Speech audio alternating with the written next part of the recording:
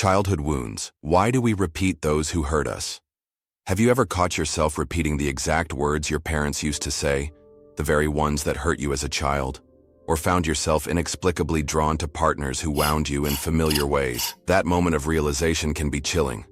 I've become what I promised I'd never be. Or, I'm reliving my childhood pain all over again. You're not alone in this pattern, and more importantly, you're not broken beyond repair. Welcome to today's deep dive into one of life's most puzzling mysteries: why we unconsciously recreate the very wounds that marked our childhood. Over the next 25 minutes, we'll explore the hidden mechanisms behind emotional trauma, generational patterns, and the unconscious pull toward the familiar, even when the familiar hurts. By the end of this video, you'll understand not just why these cycles persist, but also how to finally break free from them. Whether you're struggling with relationship patterns that echo your parents' dynamics, finding yourself parenting in ways you swore to avoid, or simply trying to understand why certain emotional triggers seem hardwired into your system, what you're about to discover might just change everything. So let's begin this journey of understanding childhood wounds and how to heal them once and for all. The invisible blueprint: how childhood forms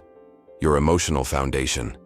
Childhood isn't just a time of life, it's the architect of your inner world. During your first 7 years, your brain operates primarily in theta brainwave states, absorbing experiences directly into your subconscious mind without the critical filtering that develops later.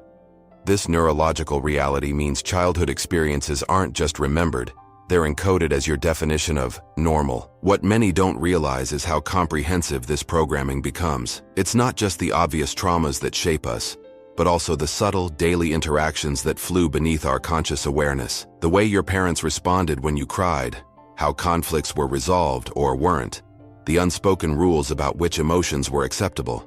All these experiences created your emotional blueprint. Neuroscience has confirmed what psychologists long suspected: early attachment patterns physically shape brain development. Research using advanced brain imaging shows that children who experience consistent emotional attunement develop robust neural pathways in regions responsible for emotional regulation and security. Conversely, those who experience neglect, inconsistency, or outright abuse show altered development in these same regions, creating what scientists call adaptive survival responses that persist long into adulthood. What's fascinating is how these early patterns become self-perpetuating. Your brain, designed for efficiency, creates neural shortcuts based on repeated experiences. If you learned early that expressing needs led to rejection, your brain efficiently wired itself to suppress needs before conscious awareness, a protective mechanism that made perfect sense in childhood, but may sabotage adult relationships decades later. The comfort of familiarity: why we choose what hurts. Perhaps the most perplexing aspect of childhood wounding is our unconscious attraction to what feels familiar, even when familiar means painful. This phenomenon, which psychologists call traumatic reenactment, explains why we might repeatedly choose partners who trigger our deepest insecurities or recreate family dynamics we consciously despise. The mechanism behind this pattern is both biological and psychological. On a neurological level, familiar emotional landscapes, even painful ones, require less energy for your brain to navigate. Novel emotional territory triggers uncertainty, which your brain interprets as potential danger. This creates the paradoxical situation where a healthy relationship might actually feel more threatening to your nervous system than a dysfunctional one that mirrors your childhood experiences. Attachment theory offers another perspective on this puzzling pattern. According to this well-established psychological framework, our earliest bonds create internal, working models of relationships that influence all future connections. If your early attachment figures were inconsistent, you developed strategies to manage that unpredictability. Strategies that may unconsciously lead you to select partners who require those same familiar management techniques. Research on trauma bonding adds another layer to this understanding. When care and harm come from the same source, as they often do in childhood, the neurochemistry of attachment becomes entangled with stress hormones. This creates powerful biochemical responses that make breaking free from familiar wounding patterns not just emotionally challenging, but physiologically difficult as well. This explains why intellectual awareness alone rarely breaks these cycles. You might perfectly understand your patterns, yet find yourself mysteriously drawn to recreate them. It's not weakness or masochism. It's your nervous system seeking the devil it knows over the angel it doesn't. The generational echo. Family patterns through time. Childhood wounds rarely begin with our parents. Most often, they're echoes of trauma passed through generations. What psychologists now call intergenerational trauma transmission. Your parents likely recreated their own childhood wounds in raising you, just as their parents did with them, creating patterns that can span centuries. Emerging research in epigenetics, the study of how experiences can influence how genes are expressed without changing the genetic code itself, suggests that trauma responses can be inherited biologically. Studies of Holocaust survivors' descendants, for instance, show altered stress hormone profiles similar to their traumatized ancestors, despite having no direct exposure to the original trauma. Beyond biology, family systems theory explains how emotional patterns become encoded in family dynamics. Roles: the peacemaker, the scapegoat, the golden child. Unspoken rules about emotional expression and patterns of conflict become part of what therapists call the family dance. Choreography passed down through generations without conscious awareness. Language patterns reveal these transmissions clearly. How many times have you caught yourself saying something to your child, partner, or even yourself that sounds eerily like your parents' voice? These verbal echoes are just the surface manifestation of deeper emotional legacies, the unconscious belief systems inherited alongside your genetic code. Cultural and societal factors often reinforce these transmissions. Many societies normalize certain types of childhood treatment as discipline or character building, making it difficult to even recognize harmful patterns that have been culturally sanctioned for generations. This normalization creates blind spots that allow wounding to propagate unchallenged through family trees. Understanding this generational context doesn't excuse harmful parenting, but offers crucial perspective. Your parents were likely operating from their own unhealed wounds, perpetuating cycles they themselves inherited. This realization can be the first step toward compassion, not just for them, but for yourself. Attachment wounds, the 4 patterns that shape relationships. At the core of most childhood wounding are disruptions in attachment, our biologically driven need for safe, consistent connection with caregivers. 4 main attachment patterns emerge from early experiences, each creating distinct relationship templates that follow us into adulthood. Secure attachment develops when caregivers consistently respond to a child's needs with attunement and appropriate care. Children who experience this foundation generally grow into adults comfortable with both intimacy and autonomy, able to regulate emotions effectively and build healthy relationships. Anxious attachment forms when caregivers are inconsistently responsive, sometimes attentive, sometimes not. This unpredictability creates hypervigilance to rejection cues and an underlying fear of abandonment. Adults with this pattern often appear needy in relationships, requiring frequent reassurance and experiencing intense distress at perceived distance. Avoidant attachment develops when caregivers consistently discourage emotional expression or needs. Children adapt by learning to suppress attachment needs and emotions, becoming self-sufficient prematurely. Adults with this pattern often appear independent and emotionally distant, uncomfortable with vulnerability and intimacy, despite longing for connection. Disorganized attachment results from caregivers who are either frightening to the child or themselves frightened. This creates an impossible dilemma. The person who should provide safety becomes a source of fear. Adults with this background often experience chaotic relationships, marked by conflicting impulses to both seek and flee from intimacy. Research demonstrates that these patterns affect everything from partner selection to communication styles to how conflicts are navigated. An anxiously attached person, for instance, might unconsciously select avoidant partners who confirm their fears of abandonment, creating a painful dance of pursuit and withdrawal that mirrors childhood dynamics. The most encouraging finding from attachment research is that these patterns, while persistent, aren't permanent. Through what researchers call earned secure attachment, adults can develop new relational capacities that transcend early programming, a process at the heart of healing childhood wounds. The trauma response: fight, flight, freeze, and fawn. When childhood environments fail to provide consistent safety, the nervous system develops automatic responses that persist long after the original danger has passed. Understanding these trauma responses provides crucial insight into patterns you might unconsciously perpetuate. The fight response manifests as anger, aggression, or controlling behaviors. Children who discovered that anger was the only emotion that got needs met or established boundaries often carry this strategy into adulthood. This can appear as quick temper, difficulty accepting influence from others, or a persistent stance of combativeness in relationships. The flight response shows up as avoidance, busyness, or perfectionism. If you learned early that escape was your best protection, you might unconsciously flee from emotional intimacy through workaholism, constant activity, or mental disengagement when relationships get too close. The freeze response appears as disconnection, numbness, or immobilization. Children who learned that neither fighting nor fleeing worked often resort to playing dead, shutting down emotionally and physically. As adults, this can manifest as dissociation during conflict, emotional flatness, or feeling paralyzed when facing relationship challenges.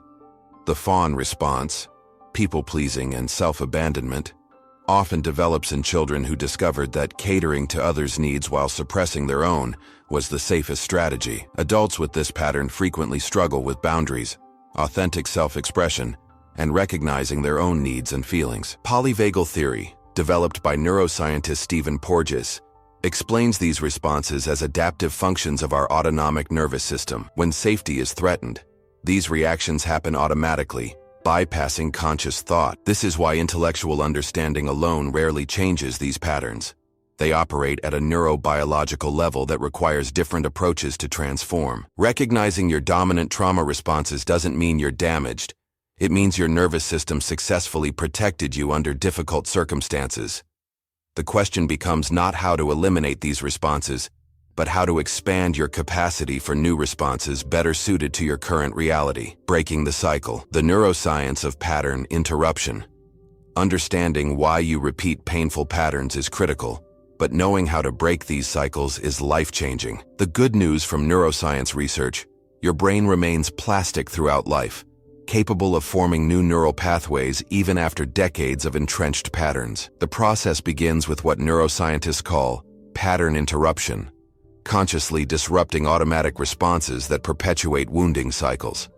When you feel triggered into familiar reactive patterns, even a small pause, taking 3 deep breaths for instance, creates space between stimulus and response. This micro moment activates your prefrontal cortex, bringing online the brain region capable of choosing new responses rather than repeating old patterns. Research in interpersonal neurobiology, pioneered by Dr. Daniel Siegel, demonstrates that naming emotional experiences, a process called name it to tame it, reduces activation in the amygdala, your brain's alarm system, while increasing activity in regulatory brain regions. Simply identifying "I'm feeling abandoned right now, just like when I was 7, begins to disrupt the automatic cycle. Neuroplasticity research shows that consistent practice literally rewires neural pathways. Each time you respond differently to an old trigger, you strengthen new neural connections while allowing old ones to weaken. This explains why healing isn't a one-time event, but a practice of making different choices repeatedly until they become your new default. Body-based approaches prove particularly effective because trauma responses are stored physically in what therapists call procedural memory, automatic bodily reactions that bypass conscious thought. Practices like mindful breathing, progressive muscle relaxation, or gentle movement help recalibrate a nervous system stuck in trauma responses, creating the physiological safety necessary for new patterns to emerge. The most encouraging finding may be what scientists call post-traumatic growth, the discovery that working through trauma often creates capacities and strengths unavailable to those who haven't faced such challenges.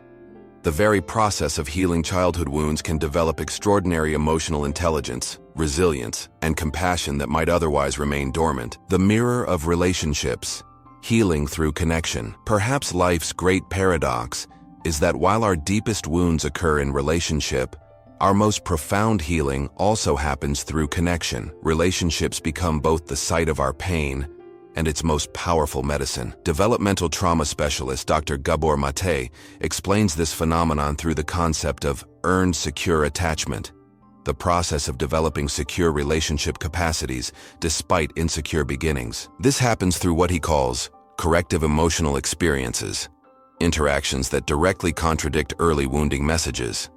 When someone responds to your vulnerability with consistent care rather than rejection, when boundaries are respected rather than violated, when emotions are met with validation rather than dismissal, these experiences don't just feel good, They literally rewire your relational circuitry. Therapeutic relationships offer one powerful context for this rewiring. The therapeutic alliance, with its consistent attunement and emotional safety, provides the secure attachment container many never experienced in childhood.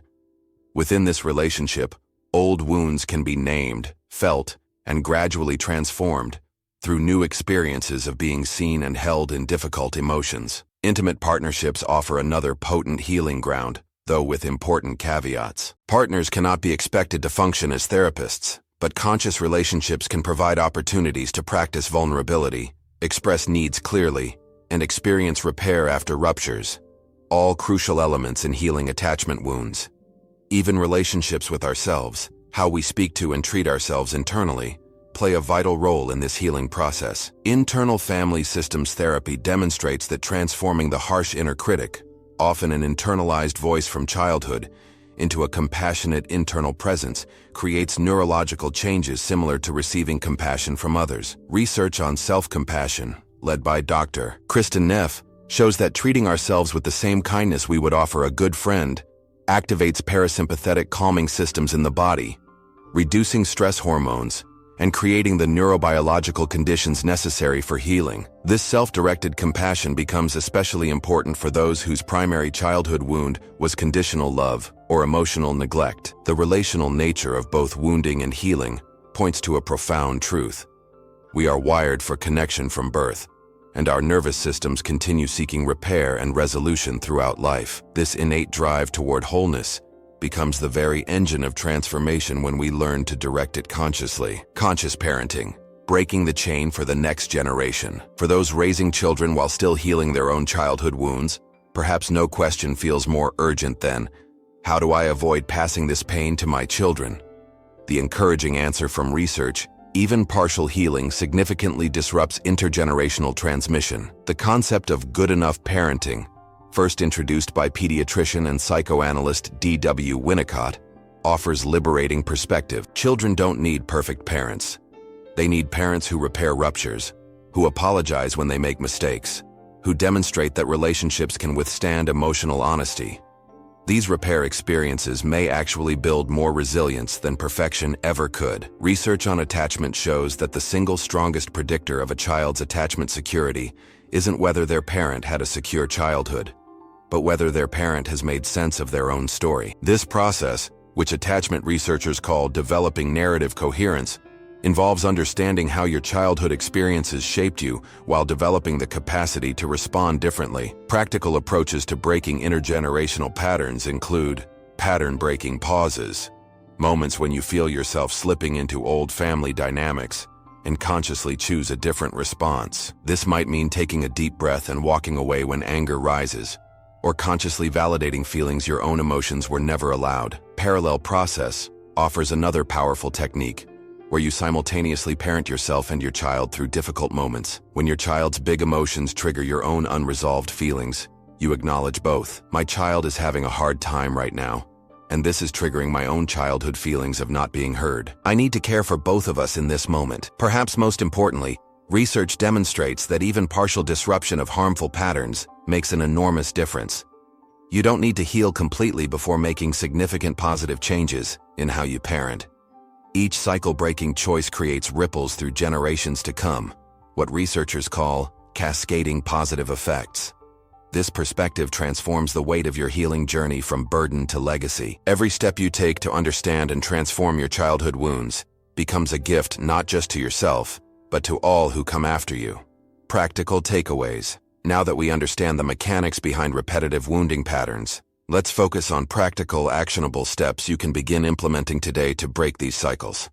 First, develop a trigger tracking journal to identify your personal wounding patterns. For 1 week, whenever you feel intensely triggered emotionally, document the situation, your emotional and physical reactions, and any childhood memories that surface. Research shows that this simple practice increases self-awareness by 70%, creating the consciousness necessary for change. Look specifically for recurring themes that connect present triggers to past wounds. Second, implement the 5-5-5 nervous system reset whenever you find yourself caught in reactive patterns. Inhale for 5 seconds, hold for 5 seconds, exhale for 5 seconds. Repeat this cycle 3 to 5 times. This specific breathing pattern activates your vagus nerve, shifting your nervous system from sympathetic, fight-flight, to parasympathetic, rest, restore, dominance. Studies show this simple practice reduces cortisol levels by up to 23% within minutes, creating the physiological conditions necessary for choosing new responses. Third, practice compassionate reframing of your childhood experiences. Choose one painful childhood memory and write about it from 3 perspectives: your child self who experienced it, your adult self witnessing it, and the perspective of your parents' caregivers, considering their own histories and limitations. Research on narrative therapy shows this multi-perspective approach reduces emotional charge while increasing compassion for all involved, including yourself. Fourth, adopt the relationship pattern interrupt technique. With a trusted friend or therapist, identify one repetitive relationship dynamic that echoes childhood patterns. Create a simple physical gesture, like putting your hand on your heart, to use when you notice this pattern emerging. This action serves as a pattern interrupt, activating your prefrontal cortex and creating space to choose a different response. Studies show that physical anchors increase pattern-breaking success rates by over 60%. Finally, implement the future self-dialogue practice. Spend 5 minutes daily imagining yourself 5 years from now, having healed these repetitive patterns.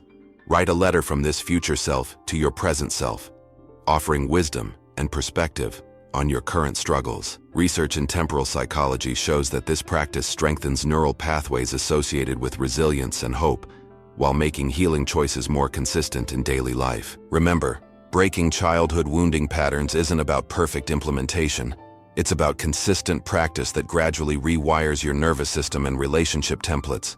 Even small changes applied consistently create profound transformation over time. The very fact that you're watching this video demonstrates your commitment to breaking cycles that may have persisted in your family for generations. And that commitment itself is already changing your story. As we reach the end of our exploration, it's worth acknowledging the profound courage it takes to face childhood wounds. Looking honestly at the patterns we've unconsciously repeated isn't easy. It requires a special kind of bravery to acknowledge both the ways we've been wounded and the ways we may have unconsciously wounded others.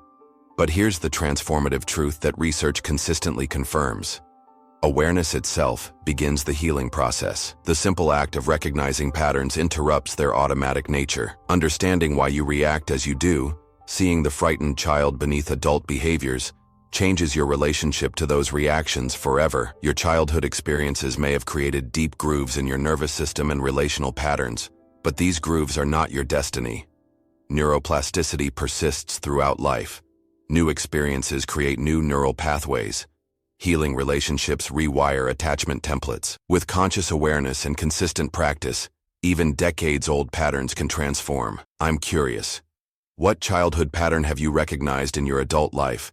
And what step will you take to begin breaking this cycle? Share your insights in the comments below. Your vulnerability might be exactly what another viewer needs to recognize their own patterns. If this exploration helped illuminate your own journey, please like this video and subscribe to our channel for more insights integrating psychological research, neuroscience, and practical wisdom for healing and growth. Next week, we'll explore specific techniques for establishing healthy boundaries, often a crucial challenge for those healing childhood wounds. Until then, remember that breaking generational patterns isn't just personal healing, it's perhaps the most profound legacy you can create. Every cycle you interrupt creates ripples of possibility that extend far beyond your own life into generations yet to come. The information presented on this channel is for informational and educational purposes only, and does not replace professional medical advice, diagnosis, or treatment. Always consult a doctor or a qualified healthcare professional for any concerns about your health. If you are experiencing health issues, seek medical assistance immediately. Never ignore symptoms or delay seeking medical care based on information found online. Taking care of your health is essential. Schedule regular checkups with your doctor and follow medical advice tailored to your condition.